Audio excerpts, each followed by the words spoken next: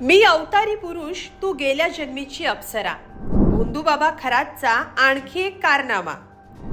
मंतरलेलं पाणी पाजून महिलेवर केले अत्याचार, विधी करण्याच्या बहाण्यानं खरातचा वेगळाच कारभार. नाशिकमध्ये भोंदूबाबा अशोक खरात विरोधात तिसरा गुन्हा दाखल झाला आणि त्याचा आणखी एक कारनामा उघड झाला. भविष्याबाबत भीती, धार्मिक विधीचा बहाणा करत खरातनं आणखी एका महिलेचं वारंवार शोषण केल्याचं उघड झालंय. खरातला अटक केल्याची बातमी पाहून ही महिला पोलिसात तक्रार देण्यासाठी पुढे सरसावली.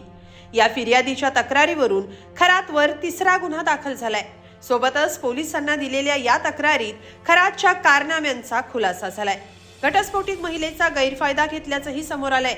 इतकंच काय तर जेव्हा ही पीडिता गर्भवती झाली तेव्हा खरातनं गर्भपातासाठी औषध दिल्याचा आरोपही या पीडितेनं केलाय.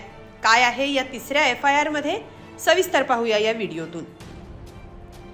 भोंदूबाबा अशोक खरात याच्या विरोधात सरकारवाडा पोलीस ठाण्यात तिसरा गुन्हा दाखल झाला. याआधी एका महिलेनं दिलेली तक्रार, मग गर्भवती महिलेवर अत्याचार आणि आता घटस्फोटित महिलेचं लैंगिक शोषण केल्याचा आरोप खरातवर ठेवण्यात आलाय. ही महिला खरातच्या संपर्कात आली ती 2013 साली. लग्न जमत नसल्याच्या कारणावरून खरात सोबत या महिलेचा संपर्क आला. चांगले ज्योतिषी आहेत, चेहरा पाहून भविष्य सांगतात अशी माहिती या महिलेला मिळाली होती. त्याला भेटल्यानंतर या महिलेचा एका व्यक्तीशी विवाह ठरला. 2013 ते 2020 या महिलेचा संसार सुरळीत सुरू होता. त्यांना 2 मुलंही झाली. पण मग संसारात कुरबुरी सुरू झाल्यानं ही महिला पुन्हा खरातकडे सल्ला घ्यायला गेली. यावेळी खरातनं तिला घटस्फोट घ्यायचा सल्ला दिला. 2021 साली या महिलेचा घटस्फोट झाला. पण त्यानंतर खरातनं मुलांच्या भविष्याची भीती घालून महिलेचं लैंगिक शोषण केलं. पीडित महिलेनं दिलेल्या तक्रारीत खरातनं तिला जाळ्यात ओढण्यासाठी काय म्हटलं होतं याचाही खुलासा केलाय.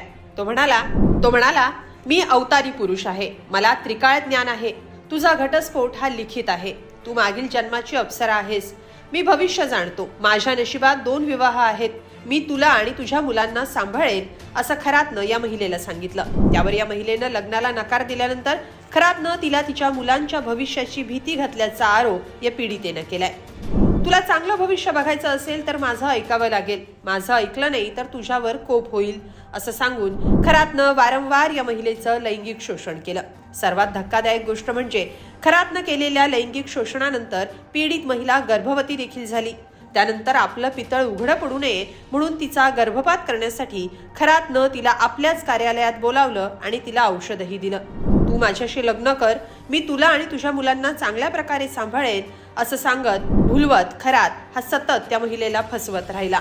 2027 साली लग्न करू असं आश्वासनही त्यानं पीडित महिलेला दिलं असा आरोप या तक्रारीत करण्यात आलाय. पीडितेनं पोलिसांना दिलेल्या या तक्रारीमुळे भोंदूबाबा खरातचे एक घृणास्पद कारनामे उघड होत आहेत. या प्रकरणामुळे नाशिकसह राज्यात संतापाची लाट उसळली आहे. भोंदूबाबा विरोधात कडक कारवाईची मागणी जोर धरतीये.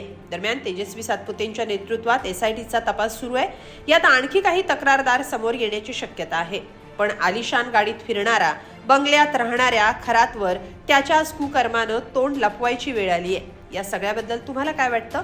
कमेंटमध्ये नक्की लिहा आणि lokmat.com ला सबस्क्राईब करा. धन्यवाद.